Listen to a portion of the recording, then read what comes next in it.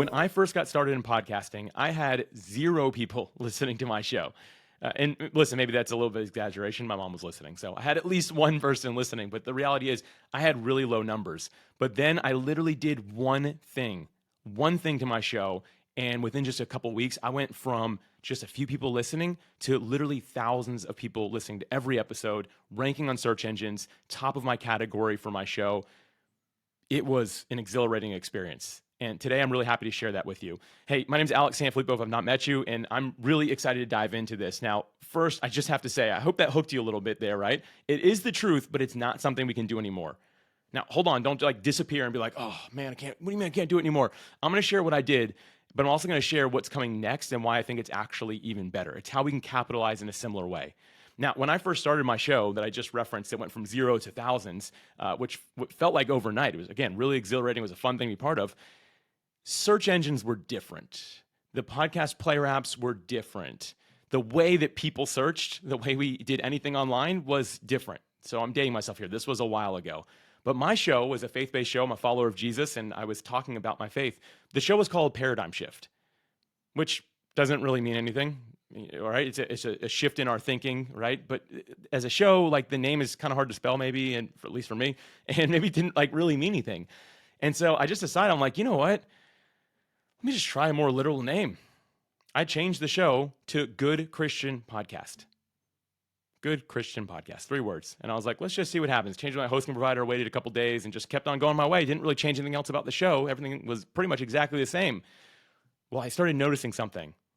The next day, I was like, oh, there's a lot more people listening. Just like a couple hundred people overnight. Oh, a couple thousand the next night. Oh, wow, look, these numbers are crazy. And then I started going to search engines, places like Google, typing in the name of my show, or typing in just Christian podcast. My show was number 1 on those. It was number 1 in the category on Apple and all the other places you could listen to podcasts. And I was literally having thousands of people find my show. And again, that was a different time of the world. People would not type in questions back then. Like now, if you were looking for a Christian podcast, type in, what's a good Christian podcast for me to listen to? Back then, our brains weren't really evolved to that yet, which sounds weird to say. But if you were looking for that, you would only type in the words you were looking for. So you type in good Christian podcast, the name of my show. What do you know? And search engines and all the player apps back then ranked based off of words only. There was no reputation involved. There was no such thing as word stuffing yet. Like all these things didn't exist. So guess what? Everyone was typing in good Christian podcast, and guess what show came up? Mine, every single time. I capitalized big time on that. So listen, this doesn't work anymore. Now, side note, it is still important to name your content what it's about. That is very important because when people see it, you still want them to click into it and actually want to check it out, right? So I think that show name was solid even in today's world, but I really capitalized on a different time of the internet. And thankfully we've evolved, and now that I've dated myself, I want to get into what I think is coming next. Now, this might scare some of you, and there's some podcasting gurus out there that are not going to like them even bring this up, so I'm sorry to all of you OGs out there. The algorithm in podcasting, the rise of the algorithm in podcasting. In the podcasting space, I will admit, this is a dirty word. Like the industry people that I kind of roll with will not like to hear me say that word because it is a big no-no in our space. But I can't not share it because I believe it's coming, and I believe there's a way for us as independent podcast guests and hosts to position ourselves to really capitalize on this. So I want to talk to you about this idea of the algorithm, and I'll get into at the end why I think this is actually a good thing. I'll dive into that really deep, but I want to share some ideas first. First off, how does an algorithm work? Algorithms have evolved over times, but now there is just one thing, there is one ranking factor that matters above everything else. And I could really say, I could argue that it is literally the only important metric. And I know there's people everywhere that are like, you need more comments, you need more this, you need more that, you need to tag people, you got to go with accessibility. All this stuff is important, sure, but there's only one thing that actually matters to an algorithm. You ready? That one thing is time on screen. Time on screen. What that means, we'll just take some of the scrolling social media things as an example. When you're scrolling and flipping through them, right? When you stop, and you watch, you listen, you read, whatever you're doing with that on screen is telling the algorithm this is valuable because it made somebody stop. If you're scrolling, you're like, cool video, keep on going. That doesn't even show that it's valuable, actually. What's valuable is the stop. 0 interaction, doesn't matter. All these apps are tracking the fact that you are doing something with that on screen. All the different social media profiles, the YouTubes of the world, everything at this point, they have one goal, which is to keep you engaged for as long as they possibly can. So they built their algorithm to ensure that that is happening. How do they know that you're staying around? By stopping, By finding something of interest. When you're just doom scrolling through it, they already know they're doomed. You're going to leave at some point when you just get burnt out of doing that. But when you stop, it says, hey, they like that. Find more things like that now. Quick, just like that. Show them more of those because they will stay. They will doom scroll slower. They will stay longer. But if they're just flipping through fast, not interested, they're out of there. And we can't afford to have people leave. The goal is to keep you on screen 24/7, right? Like that's the end, the goal. Listen, if you all don't know that about social media and about YouTube and all these things, you're welcome. Like that is how it's going to work for all of eternity. That is the ultimate. And then the goal after that is once they find something you like, is to give you more things like that. That's important. We're going to come back to that. So it's more things like that, not more random things and like, let's just try this, let's try this. No, you like motorcycles? We're going to show you a ton of motorcycle stuff, right? And then we might throw in motorcycle plus this. Okay, you like that too. Let's show you some of that. That's how these algorithms work. And AI has set this stuff on fire, but that's how it's all going to work moving forward. I'm seeing the rise of this algorithm come to podcasting as well. Now, it's not necessarily on screen because it's not our eyes that they're after, it's the ears. And so how does this work in podcasting? It's really simple. How long are people listening to your content? How long are people listening?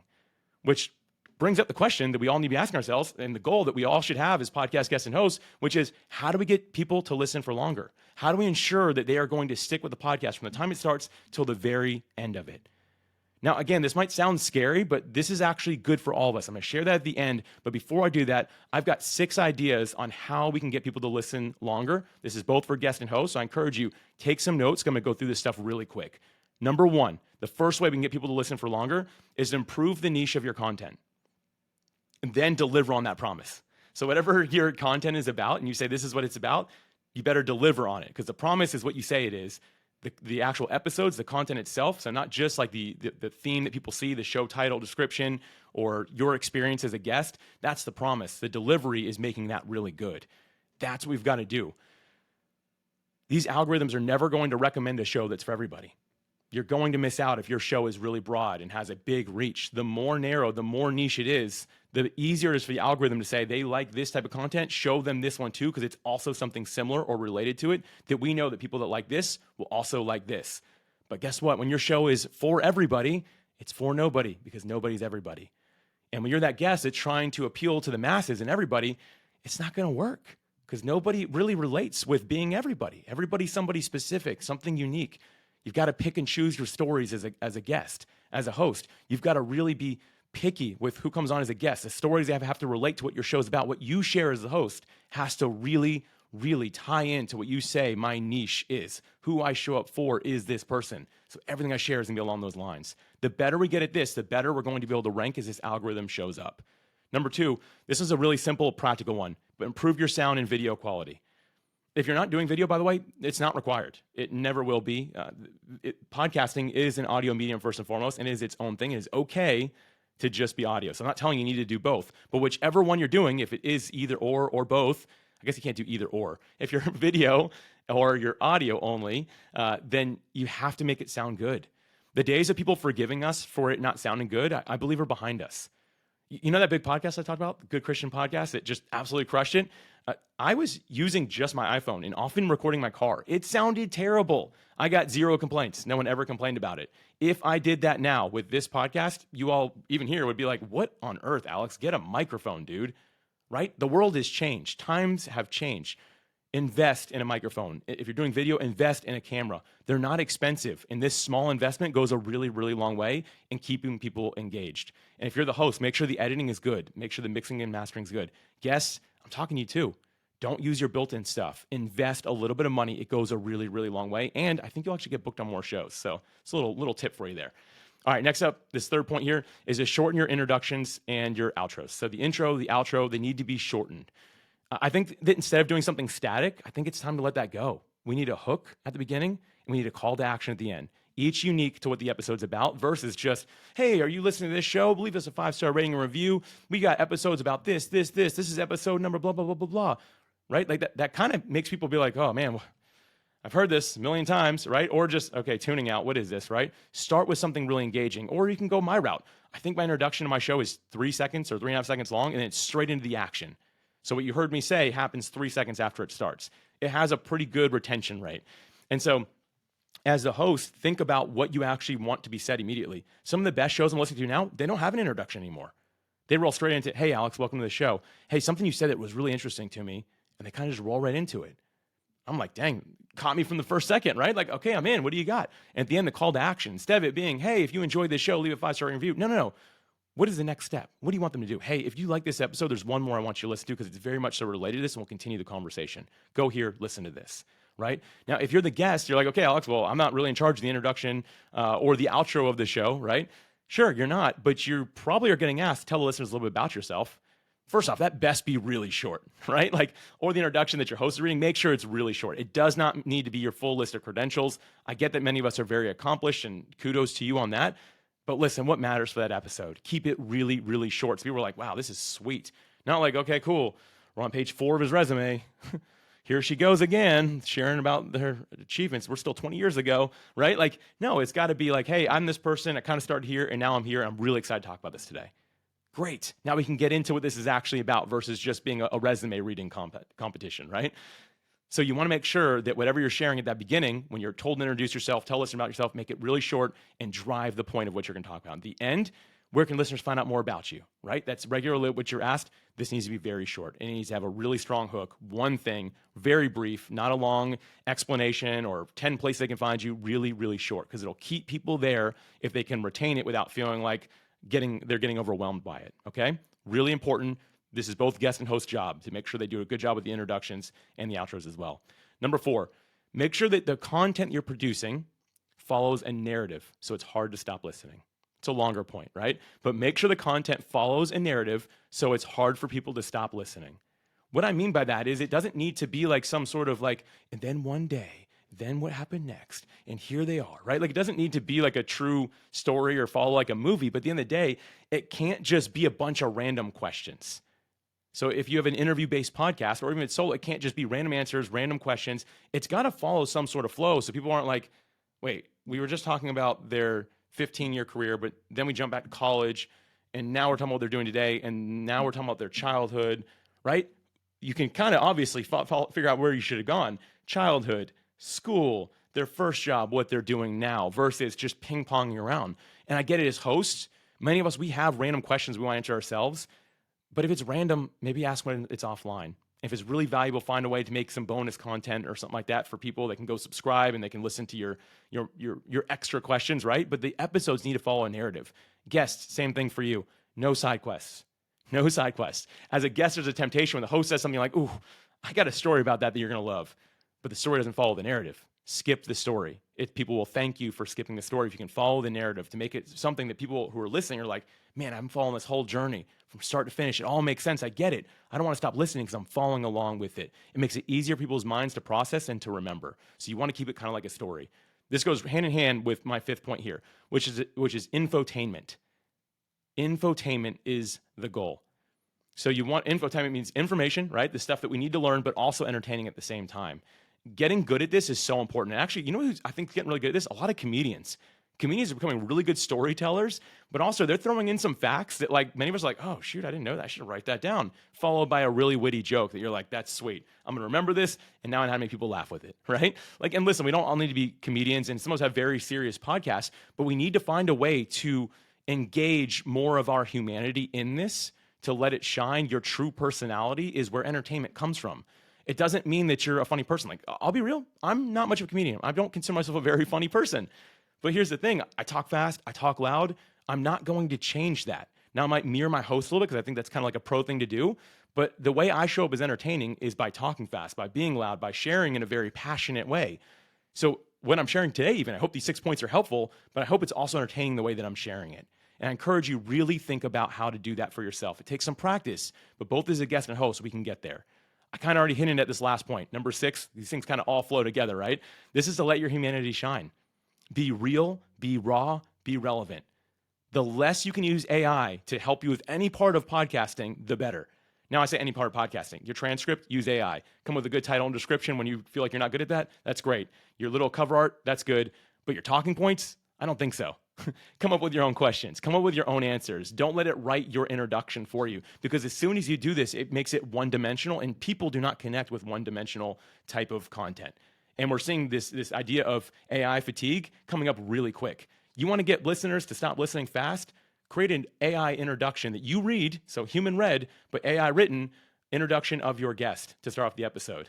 My guest is a beacon of light today. They have been awarded many accolades that you are going to just be filled with awe and wonder because of their grand achievements.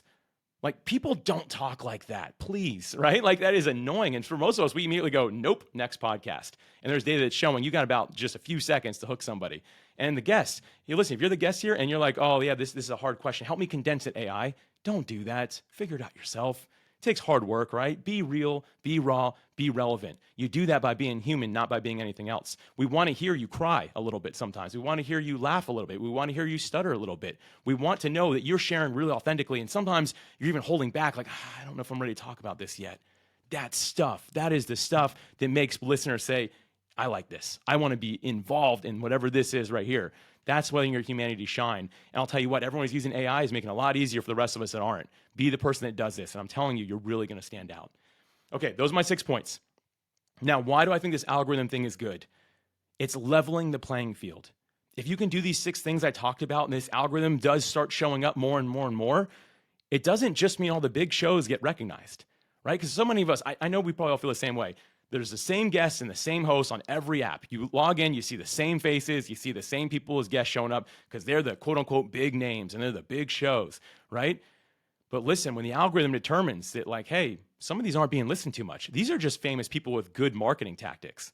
Might not be good content, and it's showing because people aren't listening to it. But hey, hold on, who's this person that no one's ever heard of that everyone's listening to the entire content, the entire episode, and it's on the same topic? Let's show that one to people, because that's keeping people on our app longer. And that's more important than famous people getting a pat on the back. And listen, I'm not talking about bad about famous people. Some of them are actually really good, and they're going to always rank really high, and they've got the fame for it, right? That's good. They're probably there because of that. But good marketers, just for the sake of being good marketers, are not going to stand out as much anymore. What's going to stand out is people who can actually create good content. When I think back 20 years ago, at one point, you had to be talented to have a platform. Like, you were not going to be given a platform unless you were talented. But now, any of us can have a platform. We can all launch it. You don't even have to be good. And we can have global reach potentially, right? But here's the thing. Are you delivering enough value to actually deserve that? The algorithm is going to hold us accountable to that, to make sure that we are actually showing up and serving and adding value in a big way. And that's going to be my final thought for today as I close this thing out. We got to do for one what we wish we could do for all.